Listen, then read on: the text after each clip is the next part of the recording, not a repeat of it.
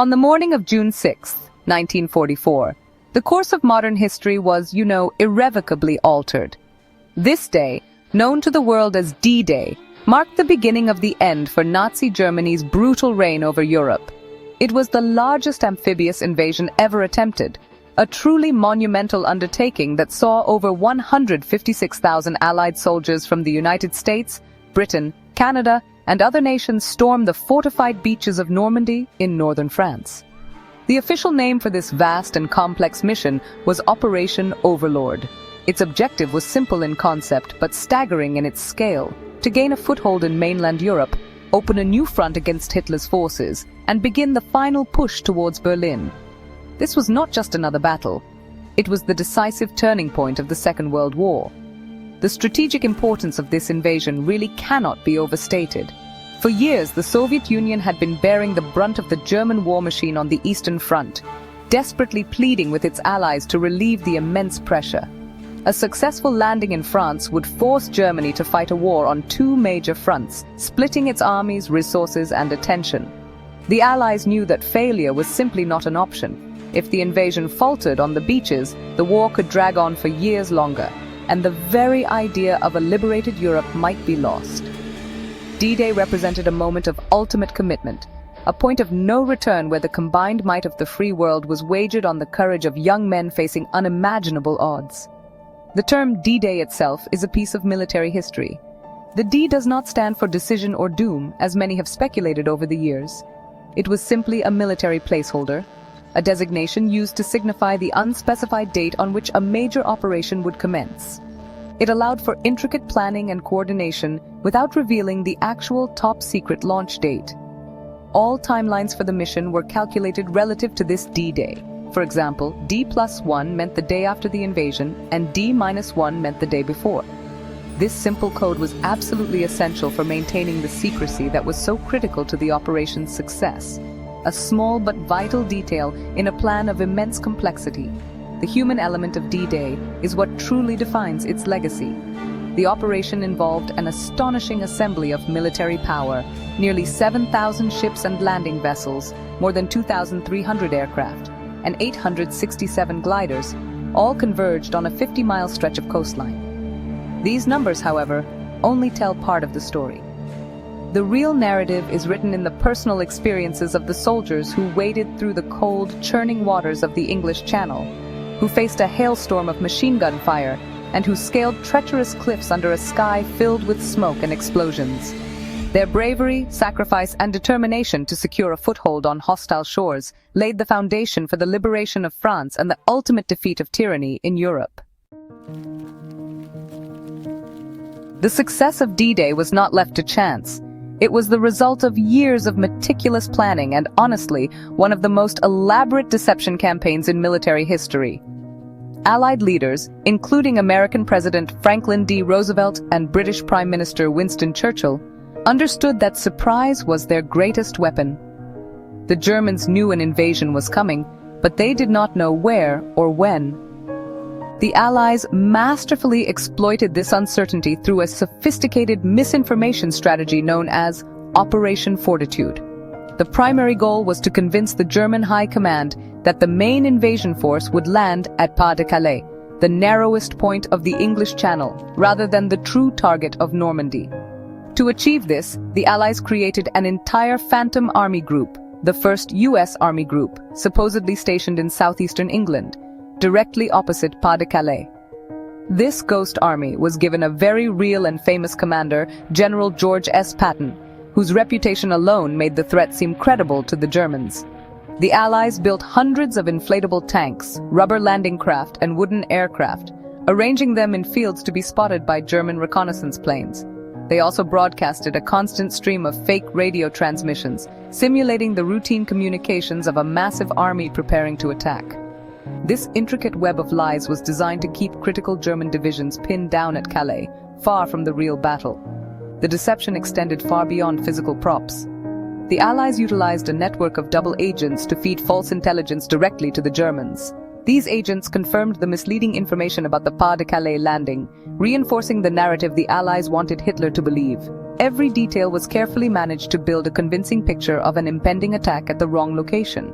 This psychological warfare was just as crucial as the military preparations.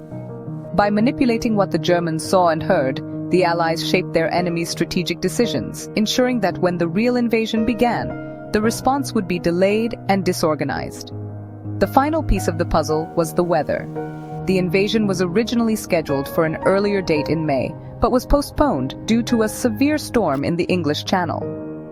The Supreme Allied Commander, General Dwight D. Eisenhower, faced an agonizing decision.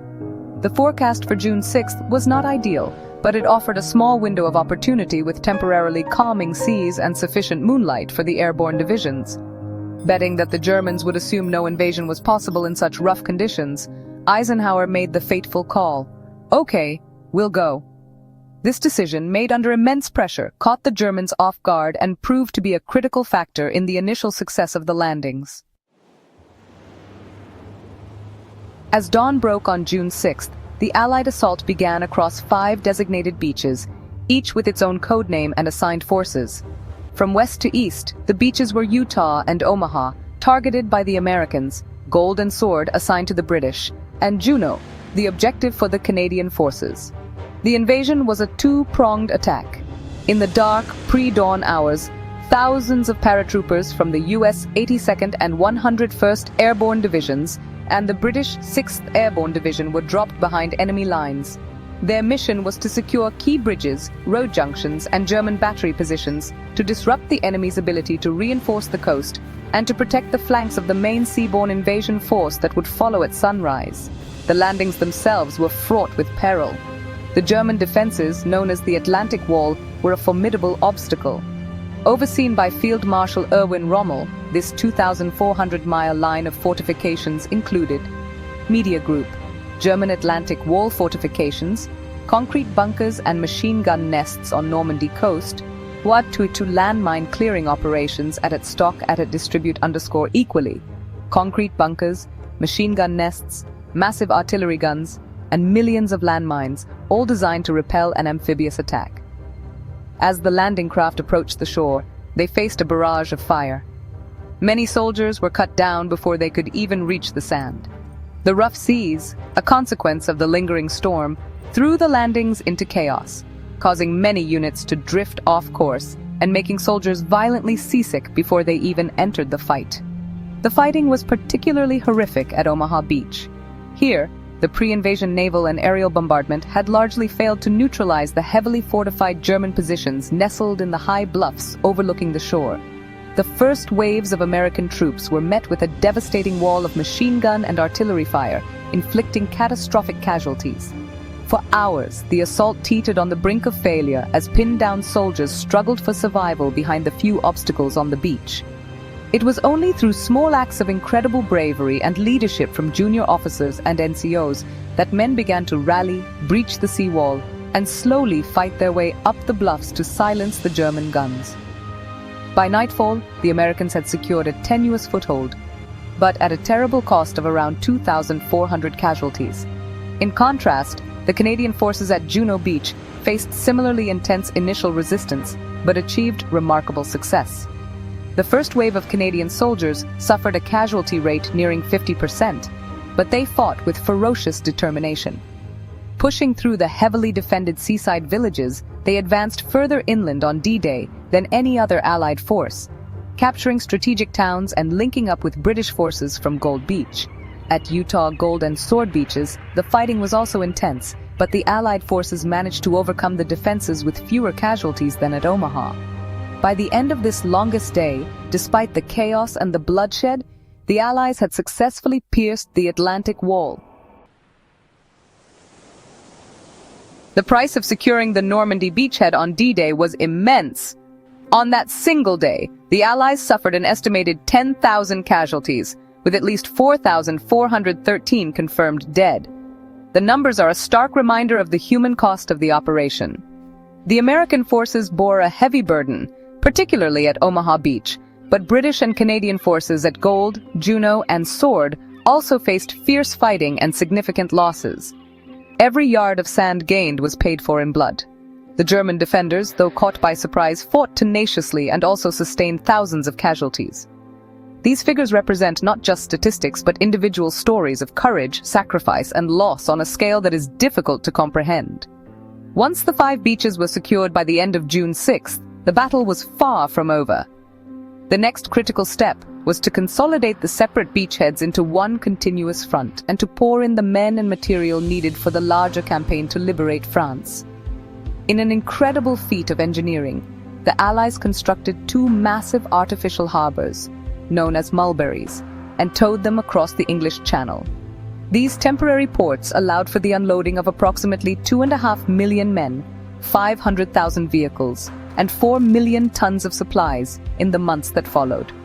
This logistical triumph was the lifeblood of the Allied advance, sustaining the push deeper into enemy territory.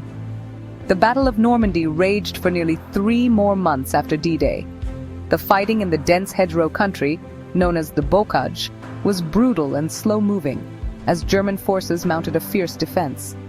The campaign resulted in over 226,000 Allied casualties and an even greater number of German losses. However, the foothold gained on D-Day proved decisive. With the Second Front firmly established, Germany was now squeezed between the advancing Soviets in the east and the growing Allied armies in the west. Hitler's strategic nightmare had become a reality, and his war machine was stretched to its breaking point. Ultimately, D-Day was the beginning of the end. The successful invasion allowed the Allies to liberate Paris by August 1944 and continue their relentless march towards Germany. Less than a year later, on May 7, 1945, Germany surrendered unconditionally. Operation Overlord did not win the war in a single day, but it created the conditions necessary for victory. It demonstrated the power of Allied cooperation, the brilliance of strategic deception, and above all, the extraordinary courage of the soldiers who stormed the beaches of Normandy. Their sacrifice secured the freedom of a continent and forever stands as a testament to the high cost of defending it.